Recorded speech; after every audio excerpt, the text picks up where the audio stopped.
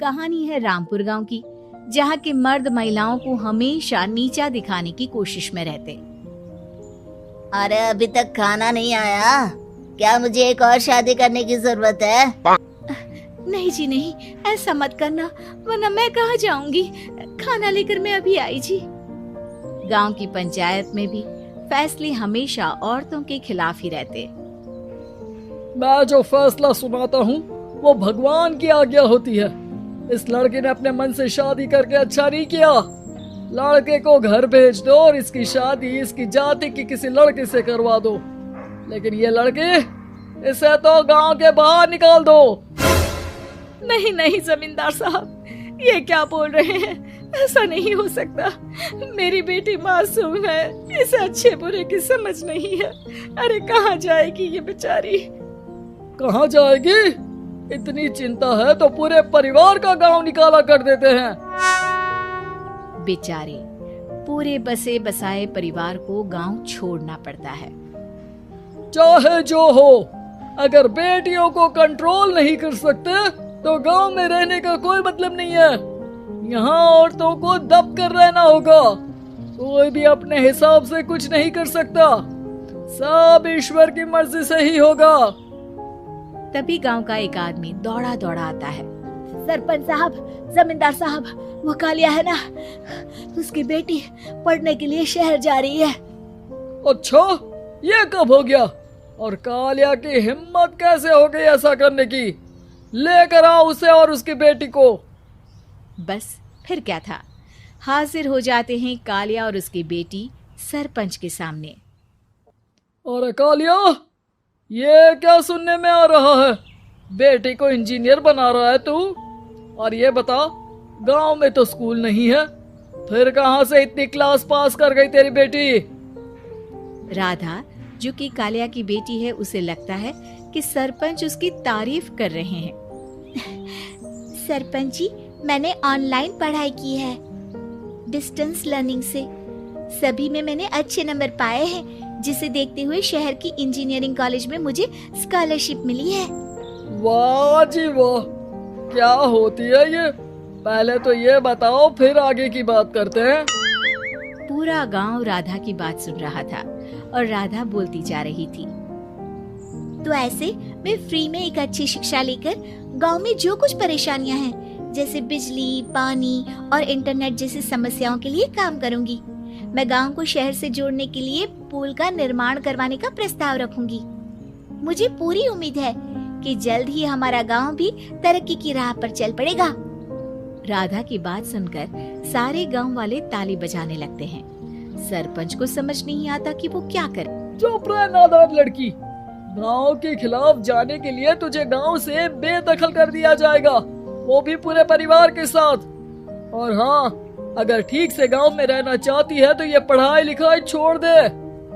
हम तेरे लिए गांव का कोई होनहार लड़का देखेंगे। तभी गांव का एक आदमी बोल पड़ता है।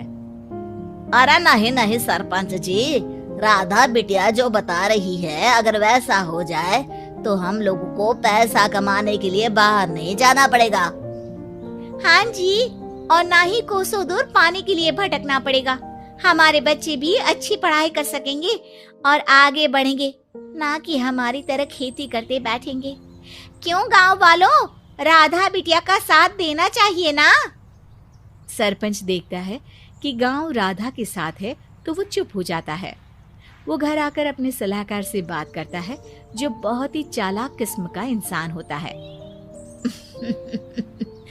अरे सरपंच साहब, आपको बहुत ही होशियारी से काम लेना पड़ेगा। एक बार गांव तरक्की कर गया, यहाँ के बालक पढ़ लिए तो कोई ना पूछेगा आपको। और फिर ये जो बेटा और बेटी है ना आपके, इनको भी आम लोगों की तरह ही जीवन जीना होगा। हाँ, लेकिन करे तो क्या करे? वो ना अब मुझ पर छोड़ दीजिए, बस मैं जैसा बोलूं करते जाइए। अगले रोज सुबह जब गांव वाले सोकर उठते हैं तो राधा के घर के बाहर और साथ ही वो लोग जिन्होंने राधा का सपोर्ट किया था, उनके घर के आगे लाल रंग से कल आऊंगी लिखा होता है। कल आऊंगी, यह क्या होता है? अरे यह तो खून से लिखा है, लगता है कोई भूत प्रेत या चुड़ैल का साया है। चलो सरपंच जी के पास चलते हैं। सभी सरपंच के पास जाकर उसे सारी बात बताते हैं। अरे ये तो बड़ी मुश्किल की बात है। चलो मैं एक बाबा को जानता हूँ, उन्हें बुला लेता हूँ। सरपंच बाबा को लेकर गांव के घर के बाहर जाता है।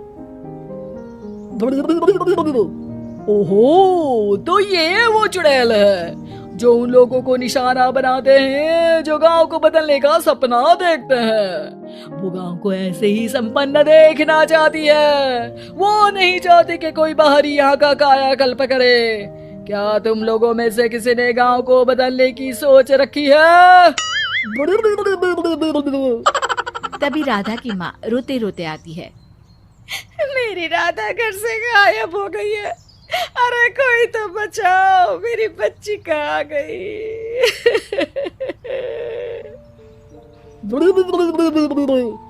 ले गई वो चुड़ैल, तेरी बच्ची को ले गई। अब वो उसे श्रापित करके छोड़ेगी, उस पर चुड़ैल का साया हो जाएगा। तभी बुरी सी हालत में राधा भी वहां आ जाती है। उसके बाल चुड़ैल की तरह फैले होते हैं और कपड़ों में खून लगा होता है। सभी राधा को देखकर डर जाते हैं। माँ, पता नहीं मुझे कौन उठा कर ले गया था। अरे दूर दूर हो जा चुड़ैल, अब हम लोग इस गांव में नहीं रुकेंगे। अरे कैसी बातें कर रहे हैं आप? कल तो आप मेरे भरोसे गांव का हुलिया बदलने, अपने बच्चों को पढ़ाने और तरक्की उन्नति की बात कर रहे थे, तो आज क्या हो गया आपको? ये फिर तुम लोगों को बहकाएगी। ये चुड़ैल गांव में आ चुकी है, ऐसे ही ये तुम्हारे घर के बच्चों को भी ले जाएगी। गांव वाले राधा को गांव से बाहर निकाल देते हैं। उसके माँ बाप रोते रहते हैं, लेकिन गांव वाले नहीं मानते। मैं भी अपनी बहन के साथ गांव के बाहर रहूंगा, लेकिन वो पढ़ाई नहीं छोड़ेगी। वहीं सरपंच के घर पर सलाहकार कहता है। देखा, सांप भी मर गया और लाठी भी नहीं टूटी। लेकिन अगले ही दिन सरपंच के घर के बाहर भी वही शब्द लिखे होते हैं और फिर सरपंच की बीवी कहती है, हमारी बेटी को किसी ने अगवा कर लिया है। तभी राधा का भाई वहां आ जाता है। अरे गांव वालों, मैंने सरपंच जी की बेटी को देखा था। वो चुड़ैल उसे उठाकर ले जा रही थी। अरे क्या मजाक कर रहे हो? नहीं नहीं सरपंच जी, आप नहीं जानते। वो चुड़ैल अब आपकी बेटी में आ जाएगी, जैसे राधा के अंदर आ गई थी। तभी सरपंच की बेटी वैसी ही हालत में वहां आती है जैसे राधा आई थी। पापा, पता नहीं कैसे मैं गायब हो गई थी। चुड़ैल, इसके अंदर भी चुड़ैल का साया है, मारो इसे। अरे नहीं नहीं, इसे भी राधा के पास गांव के बाहर ही भेज दो।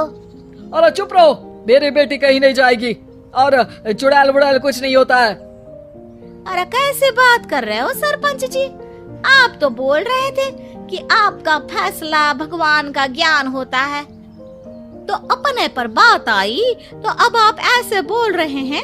अरे ना ना ना, आपको अपनी बेटी को त्यागना ही होगा। अरे बुलाओ बाबा को। राधा का भाई बाबा को ले आता है, जिसे अब गांव वालों के डर के कारण सच बोलना पड़ता है। मैं कोई बाबा नहीं हूँ, मैं तो मोची था। ये सलाहकार महोदय ने मुझे कहा था एक्टिंग करने को। अब वो मुझे पैसे देने वाले हैं। अब मुझे माफ कर दो। गलती हो गई, मुझे माफ कर दो। तभी वहां राधा आ जाती है। देखा सरपंच जी, जब गांव के बच्चे साक्षर होंगे तो आप जैसे लोगों की चालाकी नहीं चलेगी।